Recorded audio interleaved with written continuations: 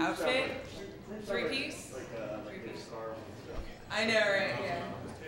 Well, you know. Of note in the San Francisco Bay Area,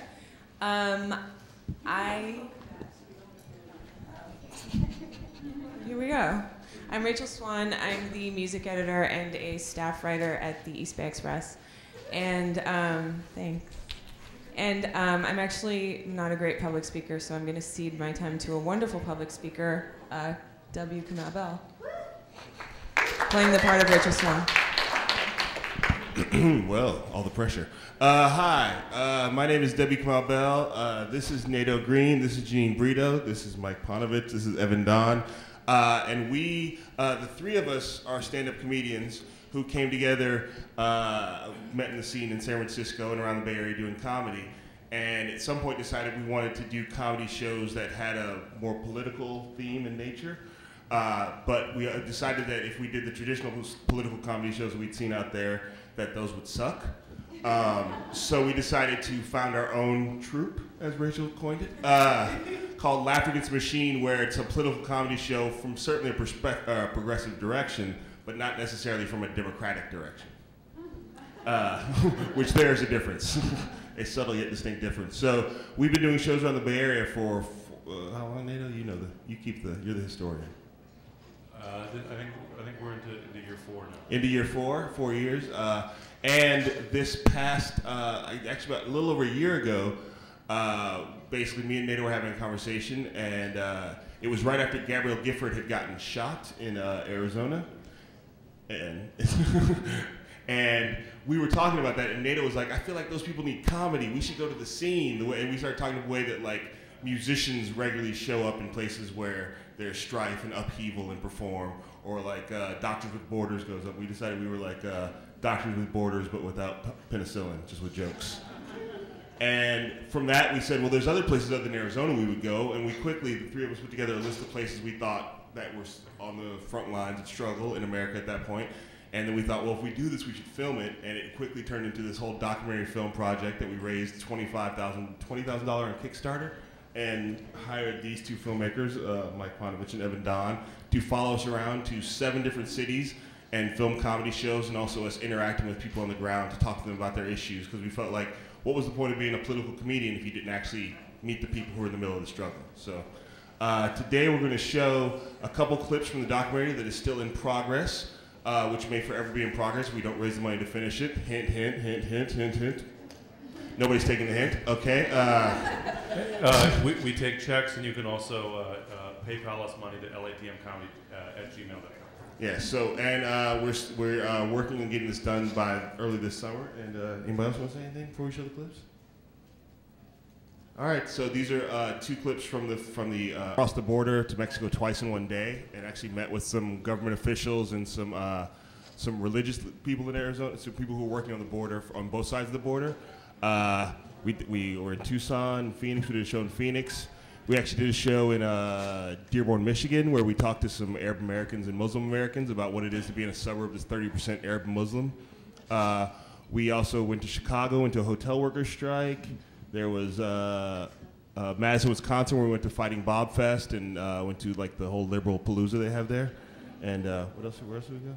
Oh, D.C., went to Washington, D.C., and talked to some ACLU people, and New Orleans, went to New Orleans and talked to James H. Perry, who ran for mayor there, about, you know, what it is still like to live in a post-Katrina New Orleans. And New York actually wasn't a part. New York wasn't a part of the original tour. Occupy started in the middle of this project, and this segment was just sort of us coming together at the last minute, being like, "Oh my God, we have to go see what's happening." And so yeah. And then we were like, oh, and then we'll come home and do a show in Oakland at the end of the tour. And we'll be like, yeah, we're coming home to Oakland. And then Oakland, then the revolution happened here. So things change a little bit. One thing I was going to say about the connection is that those police surveillance towers, I was doing some research into like the background of those things. Those police surveillance towers that we saw in New York were first tested on the border and then brought into urban communities from the border. So it was sort of an interesting, because after we went and saw the militarization of the border firsthand, it was an interesting lesson for me about how that affects the whole country.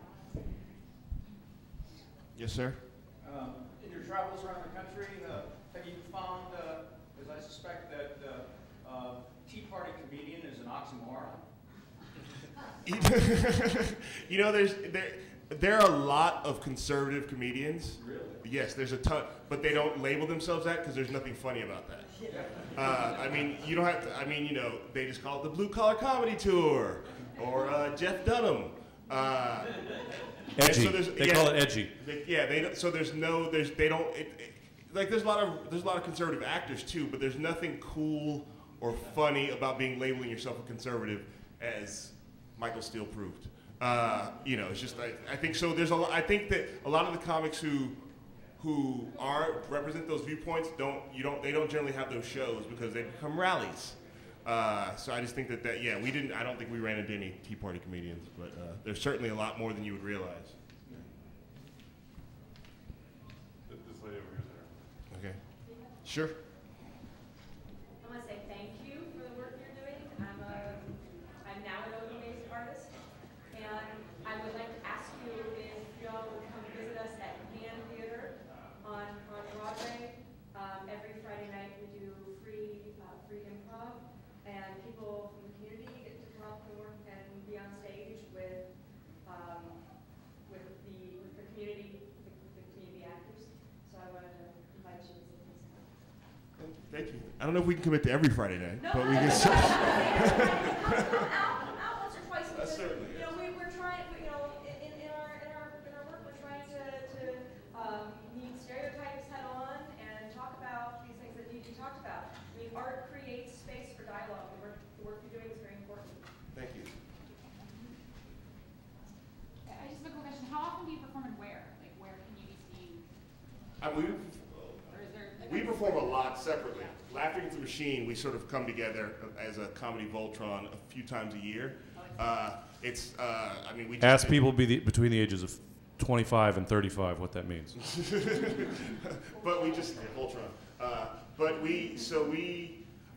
We just did a bunch of shows over New Year's in San Francisco. We just did 2 shows to end the tour in Oakland in November. We'll definitely be back. The New Parish is generally where we do shows in Oakland. That's basically our home club. For Laughter, that's the best. I mean, it's funny. 2 of us live in San Francisco, but we always prefer to perform in Oakland as far as Laughter Against the Machine shows. I'll be recording an album at the New Parish in May. Yes. May 8th, Tuesday, May 8th, I'll be doing 2 shows to record a comedy album there. Your debut comedy CD. My debut comedy CD.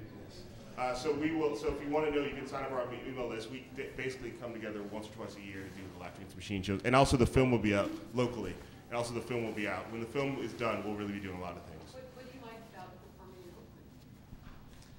Oakland? I think generally in Oakland we get a much more diverse audience, and I think when you have an audience of a diverse people, it makes for a better show because you have these different points of view in the same room.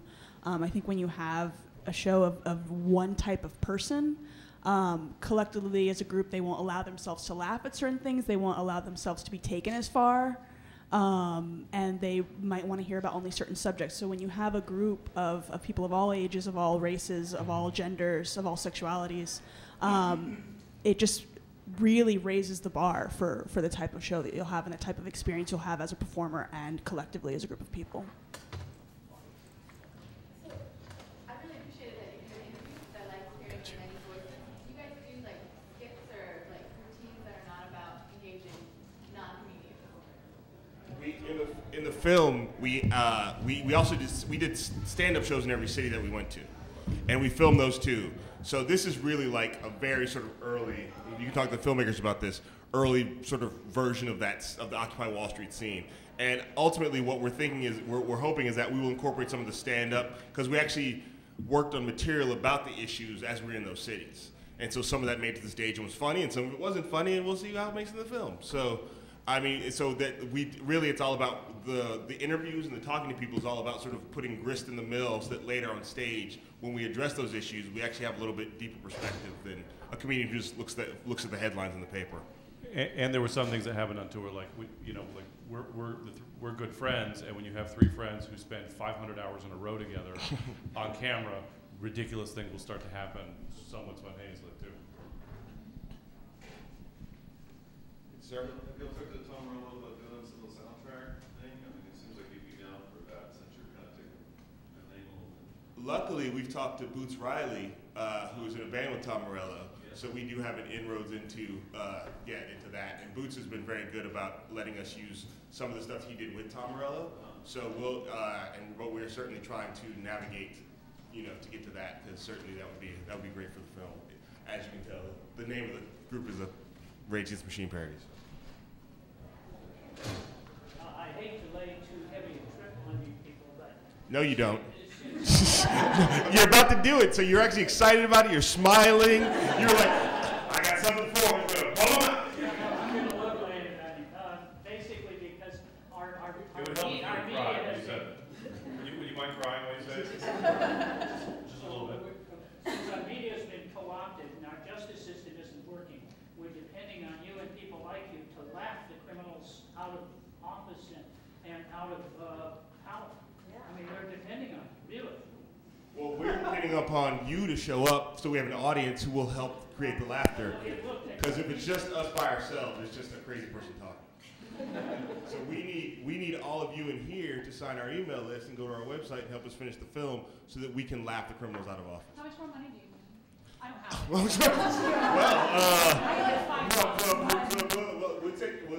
won't take your last $5, but if you have an extra $5 earmarked for political comedy films, I mean, we're gonna finish the film no matter what happens. It's just about how fast we get the film finished. So, I mean, all the money we get goes to getting the process of the man hours paid for finishing the film done.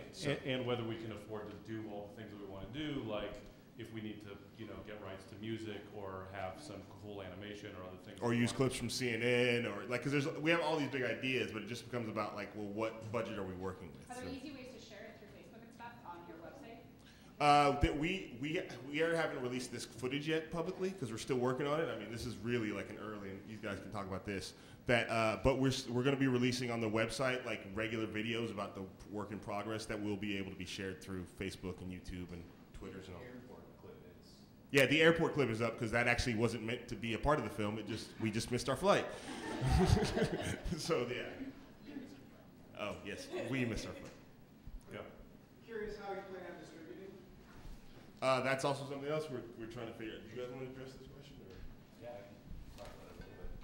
So we don't have a concrete distribution plan yet. Right now, first we're looking for television, and to see if there's a network that will pick it up as a special or something like that.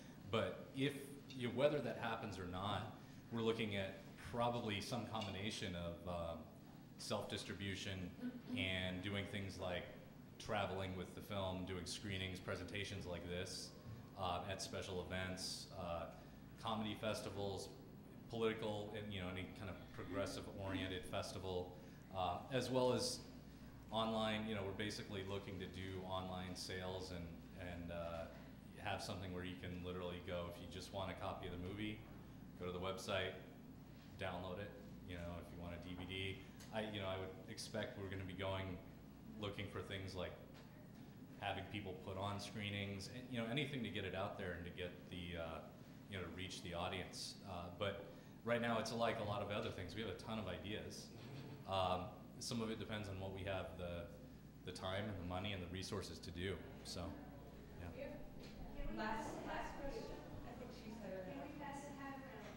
Yes, you can. Yeah. There's a hat here. I don't have a hat. I have a hat. The hat's gonna start with you, man. One really quick question. I was curious about your goals and your target audience. I know in some of the last sessions, we're all united as progressives, but some of the sessions I found to be a bit isolating. And I think that a film like this could have a lot of purposes, from just entertaining and enlivening to people with their movement to broadening movement. And I was wondering, I found a couple of really good points I didn't know informationally and inspiring from that, just a small clip. And I was wondering if you have specific goals or target audience in mind.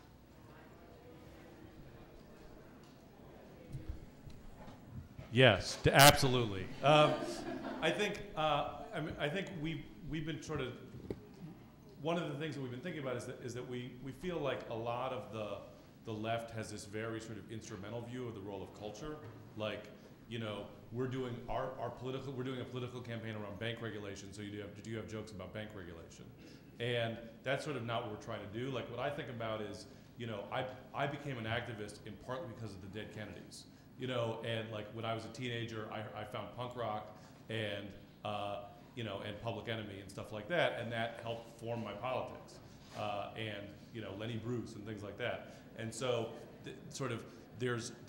we feel like there's a need and an opportunity for new generations and new perspectives of comedy that can sort of that the relationship between the comedy and the political process is sort of fluid, but we want it to be used by people at, you know, who are involved in doing stuff. Like, we've invited people, we've gone to Occupy things and given out free tickets to shows, and we've invited people to table at our shows and distribute literature and sign people up for stuff.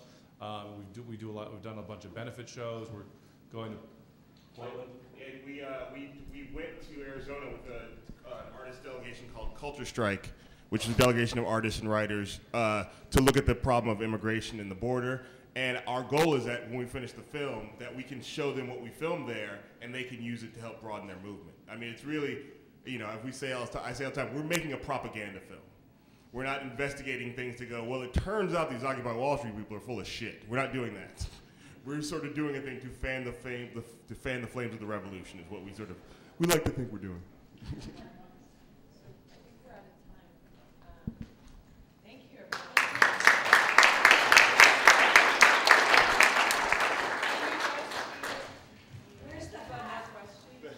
If you have